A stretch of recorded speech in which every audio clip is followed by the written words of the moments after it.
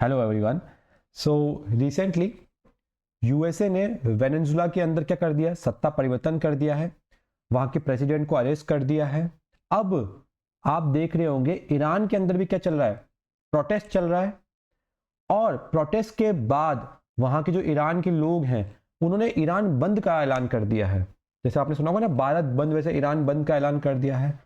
अब एंट्री होती है यूएसए की, और यूएसए से बोलता है कि अगर ईरान की गवर्नमेंट ने जो ये प्रोटेस्ट कर रहे हैं इन पे किसी भी तरह का अत्याचार किया तो यूएस ईरान में इन्वॉल्व हो जाएगा।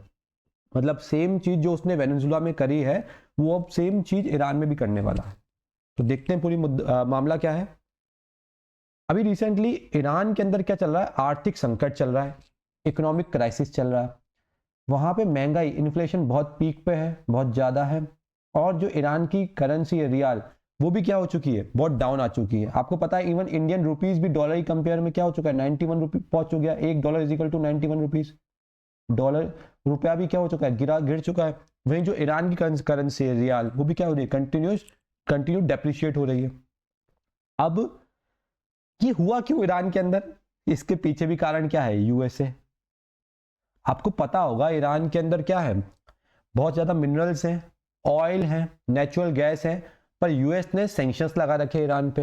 और अगर कोई और कंट्री ईरान के साथ किसी भी तरह की ट्रेड करती है तो फिर यूएस क्या करता है, उस कंट्री पे भी सैंक्शंस लगा देता है, टैरिफ इंक्रीज कर देता है।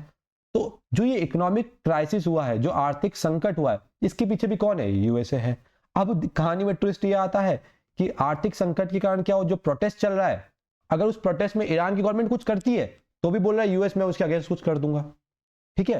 तो यूएसए दोनों तरीके से ईरान को पकड़ रहा है। एक तो आर्थिक तंगी कराई वहां पे, इसके बाद जो वहां के प्रोटेस्टर्स हैं उन पे अगर गवर्नमेंट कोई एक्शन लेती है तो यूएस इन्वॉल्व हो रहा है। अब ये जो प्रोटेस्ट है, ठीक है, ये स्टार्ट तो हुआ था एज अ इकोनॉमिक प्रोटेस्ट, आर्थिक तंगी के लिए हुआ था, आर्थिक मुद्दों के लिए हुआ था। पर बाद में जाके पता नहीं ये प्रोटेस्ट कैसा बन गया, एंटी गवर्नमेंट बनना, सरकार विरोधी आंदोलन बन चुका है। मतलब स्टार्टिंग में जो प्रोटेस्टर्स थे, ठीक है, उन्होंने मांग करी थी इकोनॉमिक तंगी के अगेंस्ट, बट बाद में जाके मांग बिल्कुल ही चेंज हो गई और बोल रहे सरकारी विरोधी आंदोलन हो गया है, एंटी गवर्नमेंट प्रोटेस्ट हो चुका है। तो ऐसे एकदम से अचानक कैसे हो गया। रोल है इसमें यूनाइटेड स्टेट ऑफ अमेरिका का, यूएसए का। उसके बाद ईरान के अंदर आप देखेंगे सबसे पहले जब कुछ भी ऐसा प्रोटेस्ट होता है, जैसे अपने देश में मणिपुर में प्रोटेस्ट हुआ था, सबसे पहली चीज क्या करते हैं, इंटरनेट को शट डाउन कर देते हैं। अच्छा, इंटरनेट को शट डाउन क्यों करते हैं, ताकि जो वहां की न्यूज है वो ग्लोबल ना चल जाए, बाकी दो देशों को ना पता चल जाए। ग्लोबली चल जाएगी तो पूरे जो जितने भी कंट्रीज हैं वो प्रेशर डालेंगी कि आप क्या कर रहे हो अपने देश में। ठीक है। जैसे ही प्रोटेस्ट हो रहा है, वहां की जो गवर्नमेंट है वहां पे मास अरेस्ट हुआ है, बहुत सारे लोगों को क्या कर दिया है, बंदी बना दिया है, गिरफ्तारी कर दी है। इवन जो आंसू गैस, टीयर गैस होती है, लाइव बुलेट्स फायरिंग कर दी है ओपन। और आपको पता होगा अब जो ईरान के लोकल लोग हैं, जो सिटीजन हैं, उनके उन्हें और उनके बीच आईआरजीसी, जैसे हमारे यहाँ पे पैरामिलिट्रीज होती है, इंटरनल फोर्सेस रहती है, वैसे ही ईरान की जो इंटरनल फोर्सेस है, that is IRGC, Islamic revolutionary guard corps. जैसे हमारे यहाँ पैरामिलिट्री है, वैसे सेम वहां पे आईआरजीसी है। जैसे हमारे पास सीआरपीएफ, बीएसएफ है, वैसा है। उनके बीच में क्या हो चुका है, प्रोटेस्ट हो चुका है, लड़ाई हो चुकी है। मतलब देश के अंदर क्या हो चुका है, सिविल वॉर हो चुका है। इस बीच ट्रंप साहब आते हैं और क्या बोलते हैं कि भाई ईरान, तुमने अगर जो ये प्रोटेस्ट कर रहे हैं, जो ये पीस प्रोटेस्ट कर रहे हैं, इनके साथ अगर कुछ गड़बड़ी करी तो अमेरिका ईरान के अंदर क्या करेगा, अटैक करेगा और सत्ता परिवर्तन करवाएगा। मतलब जो सेम चीज वेनेजुला के साथ उन्होंने करी, सेम चीज वो ईरान के साथ करने की बात करते हैं। पर यूएस ईरान के साथ ऐसा कर क्यों रहा है, उसके पीछे का लॉजिक क्या है, उसके पीछे की रीजनिंग क्या है। देखो, यूएस है उसको सिर्फ एक ही चीज से मतलब है, वो है व्यापार, ट्रेड। और यूएस क्या करना चाहता है, जो मिडिल ईस्ट वाली कंट्रीज हैं उन पे अपना डोमिनेंस, प्रभुत्व, स्वामित्व अपनाना चाहता है, कि जो मिडिल ईस्ट है वहां पे वो क्या कर सके, ज्यादा से ज्यादा व्यापार कर सके। मिडिल ईस्ट में जानबूझ के अशांति करवाता है, चाहे वो ओसामा बिन लादेन ही क्यों ना हो। इनको जो शरण दी थी, जिनको जो इनका जो बीज लगाया था, वो किसने लगाया था, यूएसए ने लगाया था। टेररिज्म की शुरुआत ही यूएस करता है ताकि उसके वेपन बिक सके। तो पूरा मामला है ट्रेड और इकोनॉमी का। यूएस चाहता है जो मिडिल ईस्ट है वहां पे उसका डोमिनेंस रहे, उसका स्वामित्व रहे, उसका प्रभुत्व रहे, ठीक है। और ईरान यूएस के आगे घुटने टेक नहीं रहा, ठीक है। तो यूएस को ये चीज पसंद नहीं आ रही कि ईरान कौन है। दूसरा क्या रीजन है, देखिए आपको पता होगा कि इस्लाम के अंदर कौन सक्सेसर बने, सिया कंट्रीज या सुन्नी कंट्रीज। तो जो सिया मुस्लिम है, अगर मुस्लिम की बात करूंगा, आपने सिया और सुन्नी सुना होगा मेनली। जो सिया मुस्लिम्स है उनका रिप्रेजेंट कौन करता है, ईरान। सुन्नी मुस्लिम्स का रिप्रेजेंट कौन करता है, सऊदी अरेबिया। अब दोनों में कंपटीशन है। क्या कंपटीशन है कि भाई जो इस्लाम का एक्चुअल लीडर कौन है, ये ईरान जो एक सिया कंट्री है वो है, या सऊदी अरेबिया जो एक सुन्नी कंट्री है वो है।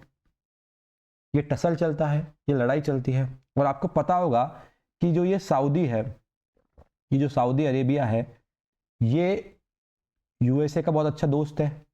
इवन यूएसए का बहुत अच्छा दोस्त कौन है, इजराइल भी है जो एक जूइश है। तो यूएसए के ये दोनों बहुत अच्छा अलायंस है।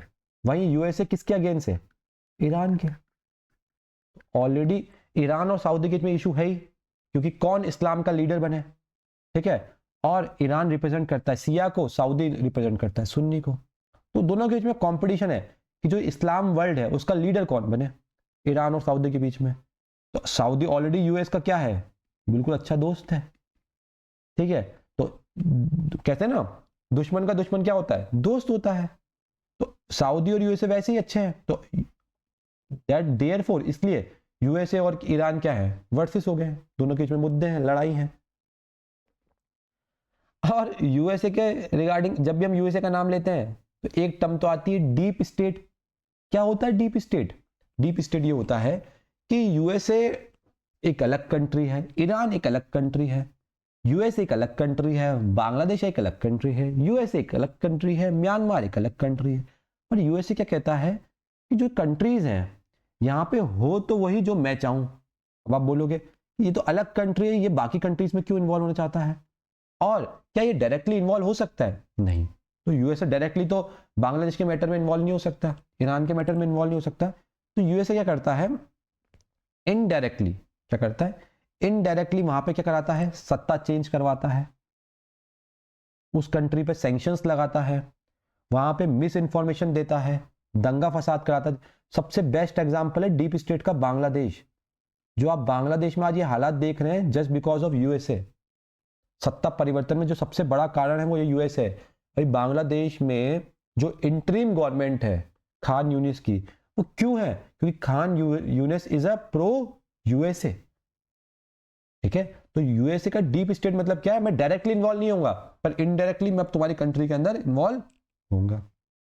और आपको पता है ईरान उसके लिए क्या है, एक अवरोध है, ऑब्स्टिकल है, क्योंकि यूएस का संबंध इजराइल से अच्छे हैं, यूएस के संबंध सऊदी से अच्छे हैं, ठीक है। तो इनके साथ उन्होंने ऑलरेडी अच्छी कर रखी है, और अच्छा इनसे भी इसलिए अच्छी कर रखी है ताकि ट्रेड कर सके, उस रूट का यूज कर सके, और जो साउथ ईस्ट कंट्री है उनके साथ ट्रेड कर सके, मिडिल ईस्ट कंट्रीज के साथ ट्रेड कर सके, व्यापार कर सके। यूएसए को सिर्फ उसे व्यापार से मतलब है और किसी से मतलब नहीं है। तो वो सैंक्शंस लगवाता है, वहां पे प्रोटेस्ट करवाता है, दंगे करवाता है, मिस इन्फॉर्मेशन देता है। आपने देखा होगा ना जब बांग्लादेश में इशू चल रहा था तो बहुत सारी फेक न्यूज आ रही थी। कौन वो फेक न्यूज को ओरिजिन कर रहा था, यूएसए। और आपको कुछ टाइम पहले याद होगा ये वर्ल्ड का सबसे खतरनाक क्या है, लड़ाकू विमान है जिसका नाम है B2 बॉम्बर, ठीक है। तो यूएसए का एक विमान है इसका नाम है B2 बॉम्बर। इस B2 बॉम्बर की हेल्प से ईरान पे ईरान क्यों खतरा है, क्योंकि ईरान क्या बन रहा है, ईरान चाहता है कि उसे कोई और देश धमका ना पाए, कोई और देश उसके ऊपर कंट्रोल ना कर पाए। तो ईरान एज एन क्या बनना चाहता है, एक न्यूक्लियर बॉम्ब बनाना चाहता है, ठीक है। न्यूक्लियर बॉम्ब बनाना चाहता है, न्यूक्लियर फैसिलिटी करना चाहता है, एक न्यूक्लियर कंट्री बनना चाहता है। तो यूएस ने क्या करा, अपनी सबसे खतरनाक लड़ाकू विमान फाइटर एयरक्राफ्ट का यूज किया, और जो ईरान की न्यूक्लियर फैसिलिटीज है उसको नेस्तनाबूद कर दिया, ठीक है। 2 महीने पहले का न्यूज है ये। तो जो B2 बॉम्बर उनका फाइटर एयरक्राफ्ट है उसकी हेल्प से ईरान के अंदर जितनी न्यूक्लियर फैसिलिटीज है उसको तहस नहस कर दिया यूएस ने। और जब उससे पूछा गया ऐसा क्यों किया, तो कहता है आत्मरक्षा के लिए, सेल्फ डिफेंस के लिए। अगर ईरान न्यूक्लियर स्टेट बन जाएगा, अगर ईरान के पास भी न्यूक्लियर बम आएगा तो अमेरिका के अगेंस्ट यूज कर सकता है, इसलिए मैंने क्या कर दिया, उनकी न्यूक्लियर फैसिलिटीज को ही नष्ट कर दिया। अच्छा, ऐसा देखो यूएस का एक पैटर्न है। क्या पैटर्न है यूएस का? यूएस ने म्यांमार के अंदर ये इशू करवाया, यूएस ने बांग्लादेश में ये इशू करवाया, ठीक है। और वेनेजुला अभी रीसेंट एग्जांपल है, वहां के राष्ट्रपति को उन्होंने क्या कर दिया, अरेस्ट कर दिया, वहां पे सत्ता परिवर्तन करवा दिया, ठीक है। तो यूएसए देखो, जो जो ट्रेड के लिए, ये रीजन क्यों इंपॉर्टेंट है, क्योंकि यहाँ पे क्या है, हिंद महासागर है, इंडियन ओशन रीजन है, तो यहाँ जहां जहां ट्रेड के लिए उसको जरूरत है, वहां उन जगह पे अपनी सरकार रखता है, या सत्ता परिवर्तन करवा देता है, या वहां पे अशांति करवा देता है। मेरे को ऐसा लगता है कि इन फ्यूचर इंडिया के अंदर भी यूएसए कुछ ऐसा करना चाहेगा। क्यों? क्योंकि जो प्रेजेंट गवर्नमेंट है यूएस के टैरिफ से डर नहीं रही है, और यूएसए चाहता है कि वहां जिन कंट्रीज उसके अकॉर्डिंग चलती है, उसके अकॉर्डिंग नहीं चल रही, वहां पे वो सत्ता परिवर्तन कर देगा। अभी जो प्रेजेंट गवर्नमेंट है भारत की, वो यूएसए के सामने घुटने नहीं टेकी टैरिफ के डर से। तो चांसेस है यूएसए इन फ्यूचर 5-10 सालों के अंदर इंडिया के अंदर भी कुछ ऐसा करवाए। अच्छा, इजराइल के साथ क्या इशू है? ईरान जो ये कंट्री है, ये इजराइल को कभी कंसिडर ही नहीं करता, क्योंकि बोलता है यहाँ पे सब क्या है, इस्लामिक कंट्रीज हैं, ये अलग ही, इजराइल एक जूइश कंट्री है, तो वो इजराइल को रिकॉग्नाइज नहीं करता, बोलता है ये यहाँ पे रहने लायक ही नहीं है, इनको बोलो अमेरिका जाए, इनको बोले उस कंट्री जाए जहाँ पे जूइश लोग हों, ठीक हो। तो इनको इनलीगल बोल देता है ईरान, ये इनलीगल जूइस्ट है। और इजराइल और यूएसए के संबंध बहुत अच्छे हैं। क्यों? क्योंकि जो यूएस की पार्लियामेंट है, जो यूएस की संसद है, या यूएस की जो कांग्रेस है, वहां पे मोस्ट ऑफ क्या लोग हैं, जूइश लोग हैं, ठीक है। और अगर ईरान के पास न्यूक्लियर बॉम्ब आ गया तो ये तो इजराइल के लिए भी डेंजर है, तो इजराइल भी कभी नहीं चाहता कि जो ईरान है उसके पास न्यूक्लियर बॉम्ब हो। अभी 2 महीने पहले 12 दिन की वॉर हुई थी, 12 डे वॉर्स, किसके बीच में? इजराइल और ईरान के बीच में, ठीक है। इवन आपको याद हो, जो हमास का लीडर जो ईरान में था, उसको भी इजराइल की इंटेलिजेंस मोसाद ने क्या कर दिया था, मार दिया था। तो 12 दिन का वॉर चला था इजराइल और ईरान के बीच में। फिर बाद में वो वॉर क्या हो चुका था, शांत हो चुका था, जहां पे ड्रोन्स, मिसाइल्स, इनका काफी ज्यादा मात्रा में यूज किया गया था। अब जो ये ईरान है, इसको अगर अपना डोमिनेंस बनाना है, तो इसने एक अपनी खुद की आर्मी बना रखी है टेररिस्ट लोगों की, उसका नाम क्या है, इस्लामिक रेजिस्टेंस एक्सिस। आपने सुना होगा, जैसे ये इजराइल वाला एरिया है, जो गाजा पट्टी वाला एरिया है, पैलेस्तीन वाला एरिया है, वहां पे एक टेररिस्ट ऑर्गेनाइजेशन है, इसका नाम क्या है, हमास। लेबनन, ये आपने देखा होगा, ठीक है, इजराइल से जिस पास में है, वहां पे एक टेररिस्ट ऑर्गेनाइजेशन का नाम क्या है, हजबुल्ला। येमेन, ये यहाँ पे क्या है, हौतीज हैं। गाजा में क्या है, हमास है। लेबनन में हजबुल्ला है। इवन जो इराक है, ईरान के जिस पास में क्या है हमारा, इराक है और सीरिया है, यहाँ पे वो क्या करते हैं अपना, यहाँ पे वो सिया मिलिटेंट्स, मतलब अपने आतंकवादी संगठनों को पनपाता है। तो ये कुछ ऐसे ग्रुप है जो ईरान के लिए काम करते हैं। ईरान यहाँ पर है तो उसने पर्टिकुलर जो इस रीजन के अंदर कुछ कुछ टेररिस्ट ग्रुप बना के रखे हैं। आपने हमास वाला इशू तो देखा होगा कि हमास और इजराइल के बीच में युद्ध चला था 7 अक्टूबर 2023 से, ठीक है। तो हमास हो गया, हजबुल्ला हो गया, हौतीज हो गया, ये ट्रिपल एच दिख रहा है आपको, हजबुल्ला, हमास और हौतीज। ये किसके द्वारा, किसके ग्रुप हैं ये, इस्लामिक रेजिस्टेंस एक्सिस। कौन कंट्रोल करता है इसको, ईरान कंट्रोल करता है। ये वही हौतीज है जो है ना, हौतीज है जो जो शिप्स हैं उसको क्या करते हैं, अटैक कर देते हैं, शिप्स को लूटते हैं, पायरेट्स। मैंने बताया ना आपको कि जो इजराइल है, देखो ये यूएसए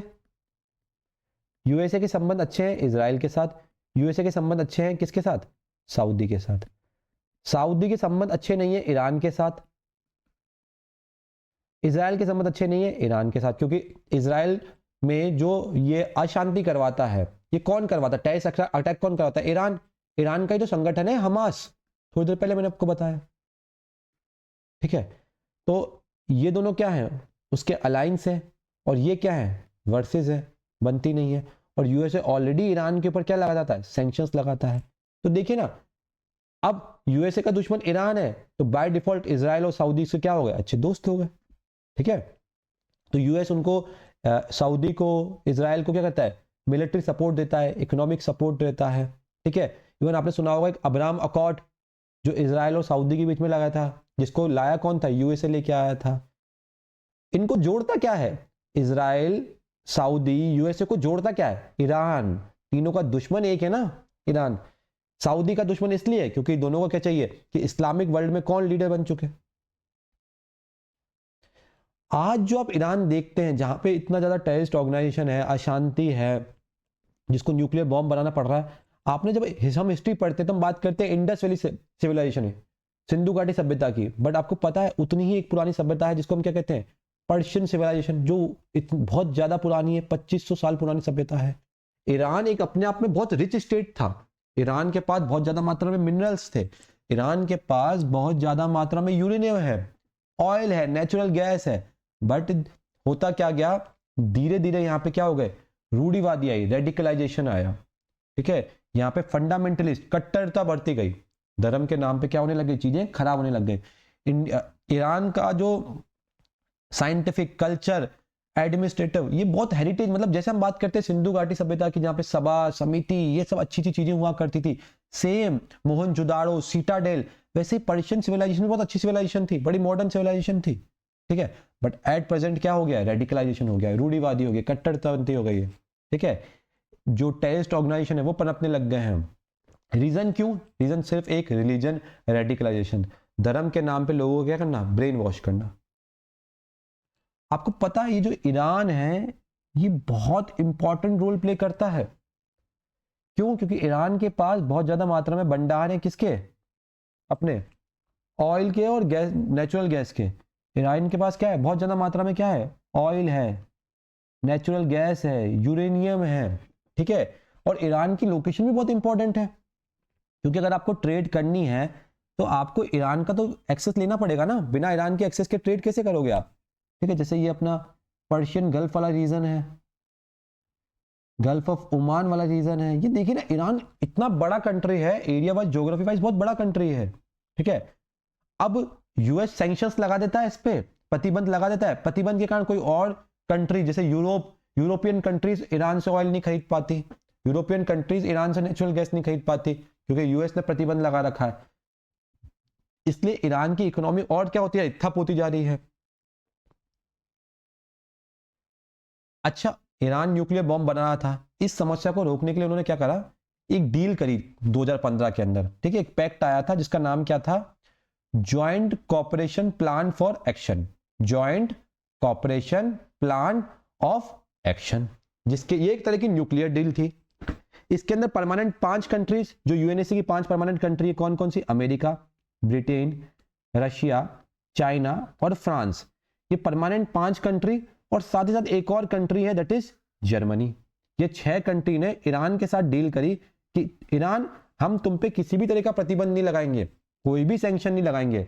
बदले में ईरान ने बोला मुझे क्या करना पड़ेगा, बोले तुम किसी भी तरह के न्यूक्लियर वेपन नहीं बनाओगे। तो ईरान बोला कि ठीक है, मैं अपने न्यूक्लियर प्लांट्स को क्या करता हूँ, बंद कर देता हूँ, मैं आप किसी भी तरह का न्यूक्लियर बॉम्ब नहीं बनाऊंगा, कोई किसी तरह की न्यूक्लियर फैसिलिटी नहीं करूंगा, आप मेरे से सैंक्शन हटा दो ताकि लोग मेरा ऑयल खरीद पाए, नेचुरल खरीद कर पाए, मेरे को, मैं भी ग्रो कर पाऊँ और शांति हो पाए, ठीक है। तो इसने क्या कर दिया, ईरान के जो न्यूक्लियर प्रोग्राम है उसको रोक दिया, ठीक है, और सैंक्शंस रिलीज हो गए। बट कहानी इतनी आसान नहीं है। हुआ क्या, 2018 के अंदर, कब, 2018 के अंदर जो अमेरिका है उसने क्या बोला कि भाई ये जो डील मैं कैंसिल करता हूं, क्योंकि ईरान अभी भी क्या कर रहा है, न्यूक्लियर फैसिलिटी कर रहा है। ईरान बोला अरे मैं तो न्यूक्लियर फैसिलिटी कर ही नहीं रहा हूं, आप बेबुनियाद मुझ पर आरोप कैसे लगा नहीं है। ये उसने बोला नहीं आप कर रहे हैं, और यूनिलैटरली खुद के से यूएस ने ये डील को क्या कर दिया, विड्रॉल कर दिया, और उस पर ईरान पे उसने क्या कर दिया, वापस सैंक्शंस लगाना स्टार्ट कर दिए। और ईरान ने बोला अच्छा अब तुम सैंक्शन लगा रहे हो तो मैं न्यूक्लियर वेपन खुल के बना लेता हूं। तो इशू आना स्टार्ट हो गया। अमेरिका पे किसी भी तरीके से ट्रस्ट नहीं किया जा सकता, ना मतलब ना इकोनॉमिक लेवल पे, ना डिफेंस लेवल पे, ना ज्योग्राफी लेवल पे, कहीं तरीके से अमेरिका पे ट्रस्ट नहीं किया जा सकता। अच्छा, ईरान, अमेरिका है, ये सैंक्शंस लगाता कैसे है, इसके पास ये पावर कहां से आती है। तो जैसे हमारे यहाँ पे पार्लियामेंट है, संसद है, तो अमेरिका की जो पार्लियामेंट है उसने एक एक्ट पारित किया, उस एक्ट का नाम क्या है, काटसा, countering America adversity through sanction act. काटसा के अंदर क्या आती है, 3 कंट्रियां आती है, कौन, रशिया, दूसरी हमारी ईरान, और तीसरी आती है हमारी नॉर्थ कोरिया। ये 3 कंट्रीज आती हैं। इसमें होता क्या है कि अगर कोई भी इन 3 कंट्रियों से के साथ व्यापार करेगा तो यूएस उस पर प्रतिबंध लगा देगा। यूएस मतलब इनडायरेक्टली बाकी कंट्रीज की सोवरेनिटी, संप्रभुता पे क्वेश्चन मार्क कर देता है कि तुम करो तो सही इनसे ट्रेड, मैं तुमको बताता हूं। ठीक है, तो इसमें वो 3 कंट्रीज कौन कौन सी हैं, बाकायदा वहां की पार्लियामेंट में पास हो चुका है, ईरान, रशिया, नॉर्थ कोरिया, कि जिसने भी इनके साथ ट्रेड किया उसके संबंध अपने आप अमेरिका के साथ खराब हो जाएंगे, अमेरिका उन पे भी क्या कर देगा, सैंक्शंस, प्रतिबंध लगा देगा। अब इससे मेरे प्यारे भारत पे क्या इफेक्ट पड़ रहा है, मेरे इंडिया पे क्या इंपैक्ट पड़ रहा है। देखो, ईरान के अंदर हमने एक पोर्ट बनाया जिसका नाम है चाबार पोर्ट। क्यों बनाया, क्योंकि हमको कनेक्टिविटी चाहिए किसके साथ, अफगानिस्तान के साथ, तुर्कमेनिस्तान के साथ, रशिया के साथ। इवन इस 4 बार पोर्ट की हेल्प से हमने अफगानिस्तान में क्या भेजा है, गेहूं भेजा है, वीट भेजा है। ठीक है, चाबार पोर्ट हमारी इकोनॉमी के लिए बहुत जरूरी है, पहली चीज। दूसरी बात, यहां पाकिस्तान में चाइना ने एक पोर्ट बनाया जिसका नाम है ग्वादर पोर्ट, तो इसको काउंटर करने के लिए हमने क्या बना दिया, चाबार पोर्ट, कि भाई यहां पे अगर चाइनीज आर्मी है तो यहाँ इंडियन आर्मी है, क्या दिक्कत है। इसको कंट्रोल करने के लिए अपने चाबार पोर्ट बनाया। ठीक है, अब चाबार पोर्ट इंडिया के लिए बहुत इंपॉर्टेंट है, बट ईरान पे जैसे सैंक्शंस लगते जाते हैं, यूएसए बोलता है कि अगर तुमने चाबार पोर्ट यूज किया तो हम तुम पर क्या लगा देंगे, टैरिफ लगा देंगे, सैंक्शंस लगा देंगे। ठीक है, तो जो ये सेंट्रल एशियन कंट्रीज हैं, तुर्कमेनिस्तान, कजाकिस्तान, किर्गिस्तान, इनके साथ अपने को कनेक्टिव बनाने के लिए चाबार पोर्ट बहुत जरूरी था। क्यों, क्योंकि देखो हम पाकिस्तान के थ्रू तो जाएंगे नहीं व्यापार करने, पाकिस्तान अलाउ करने का नहीं, तो हमको तो कोई दूसरा रास्ता खोजना पड़ेगा ना, कि मुंबई से ग्वादर पोर्ट और चाबार पोर्ट अफगानिस्तान और सेंट्रल एशियन कंट्रीज। एक आपने रूट का नाम सुना होगा, दैट इज INSTC। इसके रिगार्डिंग क्वेश्चन भी पूछ चुका है UPSC, international north south transport corridor, INSTC, international north south transport corridor, अंतरराष्ट्रीय उत्तर दक्षिण परिवहन गलियारा। इसके अंदर क्या है, देखो अभी हमको जो व्यापार करना पड़ता है इंडिया से, तो इंडिया क्या करता है, पहले यहाँ से निकलता है अपनी शिप लेके, फिर सुएज कैनाल से होके, मेडिटेरियन सी से होके, फिर रशिया से कनेक्ट करता है और ऑयल अपनाता है। देखो कितना बड़ा रूट है। अगर ये चाबार पोर्ट हमारा बन जाएगा तो मेरा देखो ट्रैवल टाइम कम हो जाएगा ना, ट्रैवल टाइम कम हो जाएगा मतलब फ्यूल कॉस्ट कम लगेगा, मतलब हमारे को ऑयल और सस्ता मिल पाएगा। तो ये हमारा प्लान था international north south transport corridor बनाने का with the help of Iran. But Iran और भारत के संबंध अब अच्छे नहीं है। क्यों, क्योंकि यूएस के डर से हमने क्या करा, ईरान के साथ किनारा कर लिया। ठीक है, तो इंडिया यहां से गया जाएगा ईरान, ईरान से फिर वो कैस्पियन सी से रशिया। अच्छा, आप कमेंट बॉक्स में मुझे बताइएगा कैस्पियन सी क्या सी है, क्या ये किसी तरह की सी है या फिर ये लेक है। तो सबसे पहली बात, हमारा ये अगर ऐसा कुछ होता है, ईरान के साथ इश्यू होता है, सैंक्शंस लगते हैं, सत्ता पलट होती है, तो हमारे चाबार पोर्ट का क्या होगा, सबसे पहला इंपैक्ट तो इंडिया पे यही आएगा। ठीक है, हमारी ट्रेड रुक पाएगी। दूसरा, हम ईरान से ऑयल बाय करते हैं, नेचुरल गैस बाय करते हैं ना, तो और इवन बहुत सारे इंडियंस ईरान में जॉब भी करते हैं, तो एनर्जी सप्लाई हमारी डिस्टर्ब हो जाएगी। इवन आपको पता है एक कंपनी सुनी होगी जो ऑयल को जमीन से निकालने का काम करते हैं, दैट इज ONGC। ठीक है, ONGC के बहुत सारे प्रोजेक्ट्स थे ईरान में, वो डिले हो गए हैं क्योंकि ईरान के साथ हमारे संबंध अच्छे नहीं है। क्यों नहीं है, अमेरिका कारण है। अमेरिका हमको डराता रहता है कि वो ईरान काटसा के अंदर है, अगर तुमने ईरान के साथ संबंध अच्छे करे तो हम तुम पे टैरिफ लगा देंगे, तो इंडिया फंस जाता है। इससे क्या होगा, हमारे देश के अंदर ही महंगाई देखने को मिलेगी। अच्छा, ईरान देखिए ना कितना इंपॉर्टेंट है। ईरान एक ये जो है स्टेट, जल संधि, स्टेट ऑफ हार्मोज, इसको चोक पॉइंट कहते हैं। अगर ईरान इसको रोक लेगा तो हम कैसे क्या करेंगे, व्यापार करेंगे, कैसे हमारी शिप्स को हम निकालेंगे। अगर ईरान इसी टाइप को रोक ले, इस एरिया को रोक ले, स्टेट ऑफ हार्मोज को कंट्रोल कर ले, तो हम कैसे कंट्रोल करेंगे। हम यूए के आगे तो जा ही नहीं सकते ना, ये यूनाइटेड अरब एमिरेट्स के आगे तो जा ही नहीं सकते, हम कैसे ट्रेड करेंगे। ईरान का तो बड़ा दबदबा है, ईरान में कह रहा हूं ना, ज्योग्राफी वाइज बहुत इंपॉर्टेंट प्लेस है हमारे लिए। इवन आपको पता होगा ईरान के अंदर बहुत ज्यादा मात्रा में यूरेनियम डिपॉजिट है, बट यूएसए बोलता है कि तुम न्यूक्लियर वेपन बना नहीं सकते। फायदा कौन उठाता है इन सब चीजों का, चाइना बोलता है अरे मुझे फर्क नहीं पड़ता अमेरिका से, मैं वो करूंगा जो मेरे देश के लिए अच्छा है। ईरान, इंडिया तुमसे बाय नहीं करता ऑयल, मैं चाइना बाय करता हूं। और ईरान बोलता है, चाइना बोलता है कि चाइना की एक डिप्लोमेसी जिसका नाम क्या है, चेक बुक डिप्लोमेसी, मतलब तुमको पैसा चाहिए, कितना पैसा चाहिए, ब्लैंक चेक लो, जितना पैसा चाहिए मैं दे दूंगा। तो जो ये ईरान है, इस मतलब चाइना ने देखो ना ये बहुत ज्यादा कर रखा है। पहले श्रीलंका को इतना उधार दे दो, उसको पता है कि कभी चुका नहीं पाएगा तो इनके शेयर हम अपना लेंगे।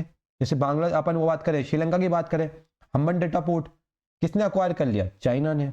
हम बात करें म्यांमार के कोको आइलैंड की, चाइना इतना ज्यादा उधार दे देता है, उसको पता है उधार सामने चुका नहीं पाएगा। जैसे गांव में नहीं होता कि ठेकेदार साहब इतना उधार देते हैं किसान को कि पता है किसान कभी चुका ही नहीं पाएगा, फिर उसका खेत हड़प लो। सेम चाइना भी वही करता है, सेम वो जमींदारी सिस्टम कि इतना उधार दे दो, पता है वो चुका तो पाएगा नहीं, फिर उसके क्या एरियाज को, उसके पोर्ट्स को अक्वायर कर लो। और इसको चाइना क्या कहता है, चेक बुक डिप्लोमेसी। चाइना ने इसका बेहतरीन फायदा उठाया, कोड़ियों के भाव पे ईरान से क्या खरीद लिया, ऑयल खरीद लिया, और वही मौका हमने इंडिया ने छोड़ दिया। क्या लगता है आपको कि जो ये यूएसए कर रहा है, या इंडिया में फ्यूचर में ऐसा कुछ कर सकता है यूएसए, यहाँ के अंदर भी इंडियन कंट्री के अंदर भी सत्ता परिवर्तन कर सकता है? आप अपना आंसर मुझे कमेंट बॉक्स में दीजिएगा।